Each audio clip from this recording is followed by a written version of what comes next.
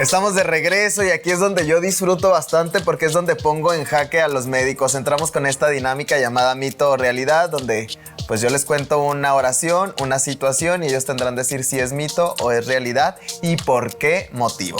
Va, ¿empezamos? ¿Les parece? Muy bien. Mito o realidad, no es necesario checarse la próstata hasta tener síntomas. Es un mito y eso se tiene que empezar a hacer desde los 40 cuando tenemos riesgo y desde los 45 cuando no lo tenemos. Mito o realidad, es cierto que los hombres mayores a los 60 años de edad son más propensos a padecer cáncer de próstata. Totalmente, es una realidad que después de los 60 años encontramos cada vez más pacientes con esta enfermedad.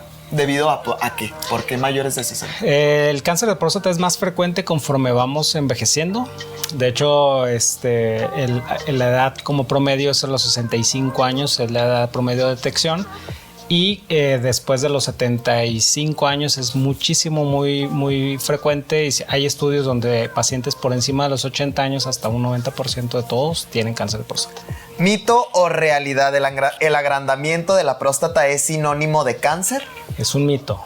El agrandamiento de próstata no es un sinónimo de cáncer. Y esto, siendo énfasis en la llamada anterior, pues es, por ejemplo, a los pacientes que se operan para un agrandamiento prostático no necesariamente tienen cáncer. De hecho, se busca si tienen cáncer en el estudio de patología. En ese mismo estudio.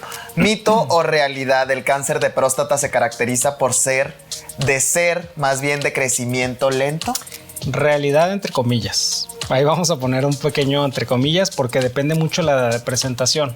El cáncer de próstata, cuando se diagnostica por encima de los 60 años, se comporta así, de crecimiento lento, pacientes que llevan una enfermedad, digamos, como muy crónica y cuando los pacientes se diagnostican por debajo de los 60 años se puede convertir en una enfermedad muy agresiva y de rápida progresión.